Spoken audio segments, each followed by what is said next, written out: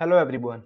मेरा नाम है मलकीत सिंह और आप सबका your legal expert dot in के यूट्यूब चैनल पे स्वागत है।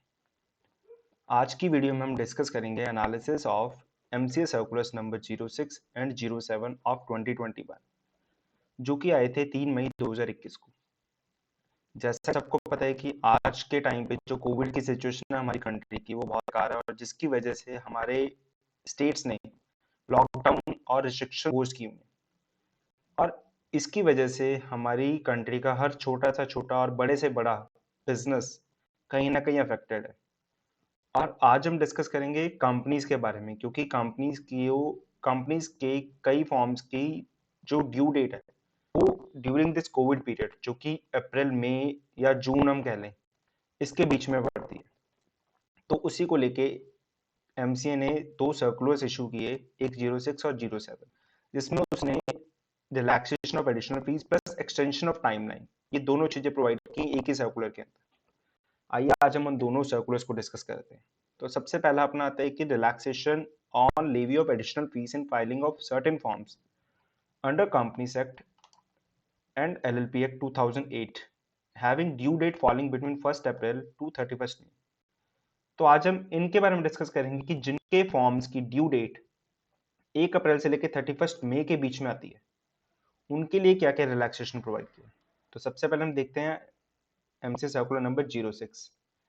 ये 06 की है प्लेन रीडिंग, जिसका सब्जेक्ट क्या है, relaxation on levy of additional fees in filing of certain forms. अब जो ये सर्टेन फॉर्म्स हैं, सर्टेन फॉर्म्स के लिए एक एमसीए ने लिस्ट प्रोवाइड करी है ऑन 13 में। पहले श्योर नहीं था कि एमसीए सर्कुलर कौन से फॉर्म्स पे एप्लीकेबल होगा, तो हम प्रिटेंड कर रहे थे कि ऑल टुगेदर जो भी हमारे फॉर्म्स हमने अगर दिया 12 की फाइलिंग की ड्यू डेट इस पीरियड के बीच में आती है, तो हो सकता है कि उस पर भी जो एडिशनल फीस लगने वाली है वो भी हमारी एग्जाम्प्ट होगी या वो भी हमारी वेव ऑफ हो जाएगी। ऐसा नहीं है, लेकिन उसके लिए फिर एमसीए ने एक 13 मई को लिस्ट ऑफ फॉर्म्स निकाला, जिसके अंदर 10 फॉर्म्स का नेम दिया कि इन फॉर्म्स के ऊपर जो भी आप फाइलिंग करेंगे उसके ऊपर कोई भी एडिशनल फीस नहीं लगेगी। तो आइए इसमें देखते हैं क्या है। इसमें कहते हैं कि जो भी फॉर्म की due date for filing during 1st April to 31st May 2021 in view of the COVID-19 related restrictions and disruptions. Then MCA decided to grant additional time up to 31st July 2021 for companies and LLPs to file such forms. इन्होंने कहा कि जो भी forms companies act के अंदर या LLP act के अंदर जिसकी भी ड्यू डेट 1 अप्रैल से लेकर 31 मई के बीच में, उन फॉर्म्स को आप फाइल कब तक कर सकते हैं, 31 July 2021 without any additional fees. यहाँ पे एक स्पेशल पॉइंट नोट करना है आपने कि यहाँ पे other than CHG1 form, CHG4 and CHG9, in 3 forms को एक्सक्लूड कर दिया। ये क्यों एक्सक्लूड किया, क्योंकि इनकी टाइमलाइंस कुछ और होती हैं और उसके लिए एमसीए ने एक अलग सर्कुलर निकाला जो है एमसीए सर्कुलर नंबर 07। जैसा कि हमने डिस्कस किया कि हमारे 2 सर्कुलर्स आए हैं, एक 06 और 07। तो 06 में ये डिस्कस किया और 07 में स्पेसिफिकली फॉर चार्जेस रिफॉर्म्स, जिसमें कि 2 फॉर्म कवर किए गए, CHG1 एंड CHG9, उसको भी हम डिस्कस करते हैं अभी। लेकिन एमसीए जर्नल सर्कुलर नंबर 06 2021 का क्रक्स क्या है, accordingly no additional fee shall be levied up to 31 July 2021 for the delayed filing of forms which would be due for filing during 1st April to 31st May 2021. For such delayed filing up to 31st July, only normal fee shall be payable. आप अगर 31 जुलाई तक filing करते हो तो आपकी सिर्फ normal fees applicable होगी। तो ये था एमसी सर्कुलर नंबर 06। इसमें अगर हम एग्जांपल लेते हैं किसी फॉर्म का, तो एक है फॉर्म FC4 जो कि है फॉरेन कंपनीज के रिटर्न। उसकी ड्यू डेट हमारी 1 अप्रैल टू 31 मई के बीच में फॉल करती है। तो उस पर आप अगर 31 जुलाई तक फाइल करते हो, उस पर जो एडिशनल फीस एप्लीकेबल होगी वो आपको फाइल नहीं करनी, वो आपको पे नहीं करनी। तो आइए फिर अगला सर्कुलर देखते हैं, एमसी सर्कुलर नंबर 07। 07 का क्या सब्जेक्ट है, relaxation of time for filing forms related to creation और modification of charges under the companies act. इसमें भी क्या है, रिलैक्सेशन ऑफ टाइम दिया है, टाइम को रिलैक्स कर दिया। टाइम कैसे रिलैक्स किया वो हम आगे डिस्कस करेंगे। हमने एक चार्ट बना रखा है जिसमें हमने इस पूरे सर्कुलर को इजी वे में डिस्कस किया। तो आइए हम उस चार्ट पे सीधा चलते हैं, फिर हम ऊपर का कंटेंट पढ़ेंगे अगर जरूरत होती। यहाँ पे क्या है, एप्लीकेबिलिटी केस 1 और केस 2, दो केसेस यहाँ पे डिस्कस किए गए हैं। पहला केस क्या है, चार्ज इज क्रिएटेड और modified before 1 April 2021 and the due date of filing.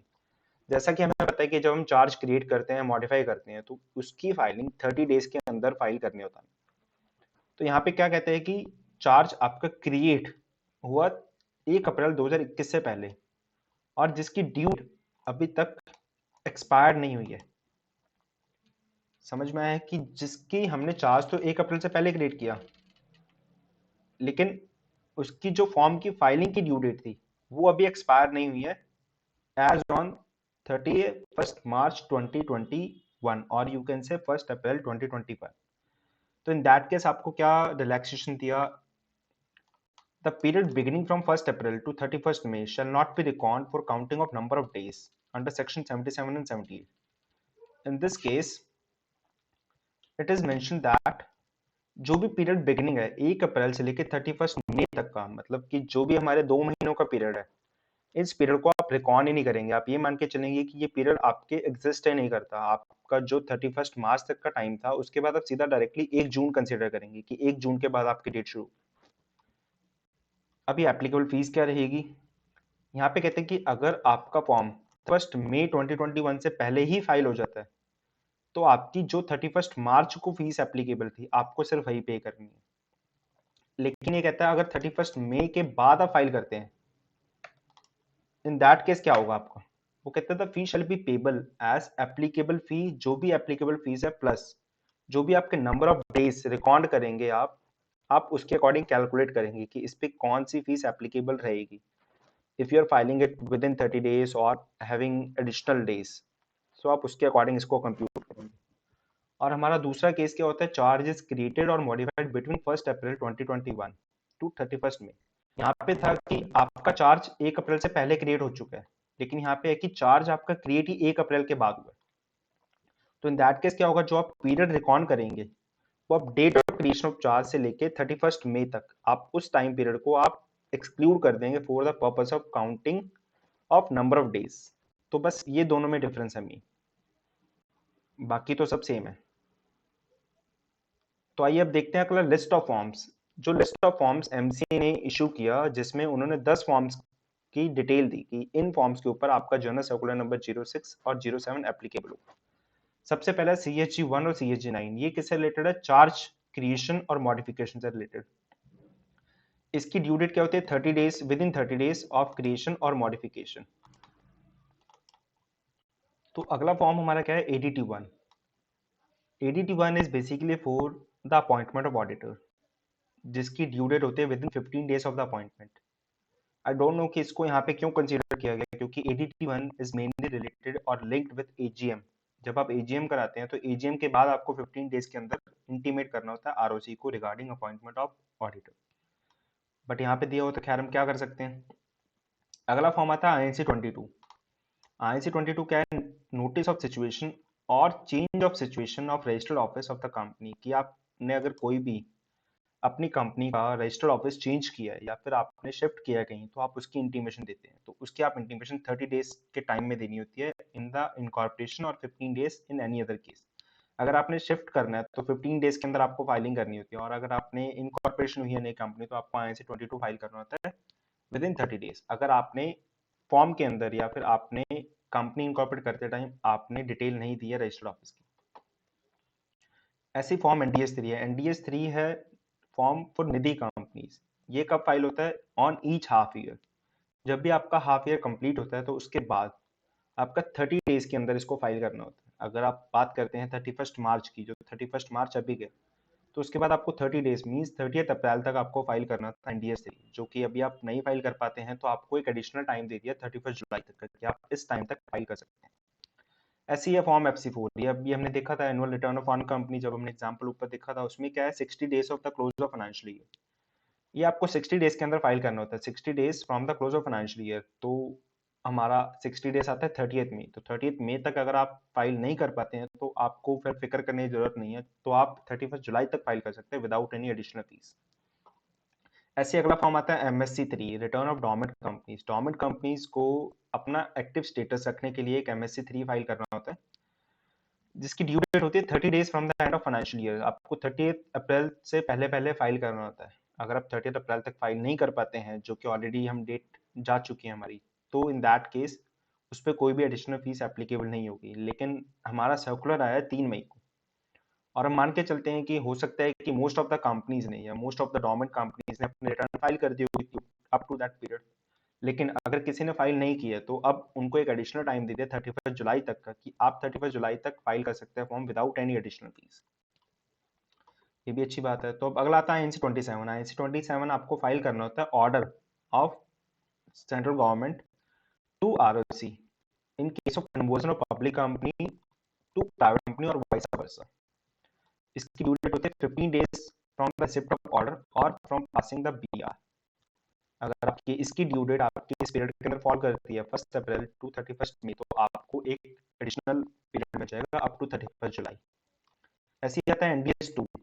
NDS-2 होता है आपका एक्सटेंशन लेने के लिए। जब आपकी निधि कंपनीज आपके रूल्स को कंप्लाई नहीं कर पाती, निधि रूल्स को कंप्लाई नहीं कर पाती है, तो उसके लिए निधि कंपनी अप्लाई करती है कि हमें एक्सटेंशन दी जाए। तो उस एक्सटेंशन के लिए विद इन 30 डेज अप्लाई करना होता है from the end of financial year. अगर मुझे 31 मार्च तक मैंने उस रूल्स को कंप्लाई नहीं किया, तो इन दैट केस मुझे ROC से एक्सटेंशन मांगनी है कि मुझे एक्स्ट्रा टाइम दिया जाए अपनी इस रूल को कंप्लाई करने के लिए। तो ये भी फॉर्म अपना फाइल होता है 30 डेज के अंदर। अगला फॉर्म है IPF-3। IPF-3 में एक स्टेटमेंट ऑफ शेयर्स जाती है और अनक्लेम्ड डिविडेंड या अनपेड डिविडेंड, जो कि आपने IPF में ट्रांसफर नहीं किया, आपको उसकी डिटेल ROC को देनी होती है इन फॉर्म IPF-3, जिसकी ड्यू डेट क्या होती है 30 days from the end of the. तो ये हमारे 10 फॉर्म थे, जिसके बारे में MCA ने एक अलग से क्लैरिफिकेशन कह लो या फिर अलग से एक फाइल इशू करके MCA ने बताया कि सिर्फ जो जनरल सर्कुलर नंबर 06 और 07 है वो इन्हीं फॉर्म्स के ऊपर एप्लीकेबल होगा। इसके अलावा जो भी फॉर्म्स होते हैं वो उनके ऊपर जो भी एडिशनल फीस है वो आपको पे करनी पड़ेगी। तो इसी के रिगार्डिंग हम अगला एक स्लाइड देखते हैं जिसमें हमने इसको एनालिसिस किया, तो हमें पॉइंट्स पता लगे कि जो सर्कुलर में तो लिखे हुए हैं लेकिन फॉर्म्स की लिस्ट में नहीं। तो आइए देखते हैं।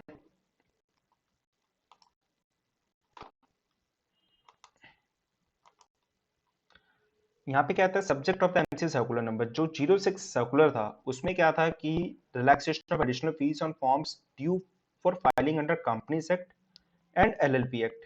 तो यहाँ पे दोनों एक्ट को कवर किया था कि कंपनीज एक्ट और LLP एक्ट दोनों के अंदर जो भी फॉर्म्स की फाइलिंग की ड्यू डेट आपकी इस पीरियड के अंदर आती है उसको हम रिलैक्सेशन करेंगे।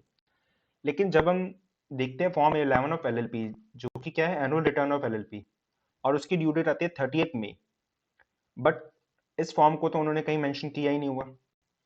अब देखते हैं इस फॉर्म के लिए क्या क्लैरिफिकेशन अलग से आती है नहीं आती है। और दूसरा फॉर्म आता है form CHG-4। CHG-4 is basically for satisfaction of charges, जो कि 30 डेज के अंदर फाइल करना होता है। अगर किसी का सेटिस्फेक्शन हुआ है ड्यूरिंग दिस पीरियड और उसको 30 डे के अंदर आपको फाइल करना है, अगर वो फाइल नहीं कर पाते हैं तो उसके ऊपर तो एडिशनल फीस लग गई, उसको तो हमने यहाँ कवर किया नहीं। अब देखते हैं इसके ऊपर क्या क्लैरिफिकेशन आती है MCA की तरफ से। लेकिन ये थे हमारे 2 सर्कुलर्स और उनका एनालिसिस। आई होप कि आपको पसंद आया होगा। अगर आपको कुछ समझ नहीं आया या आपको कुछ एडिशनल इन्फॉर्मेशन चाहिए तो you can comment on below or you can contact on my detail. Okay everyone, thank you so much.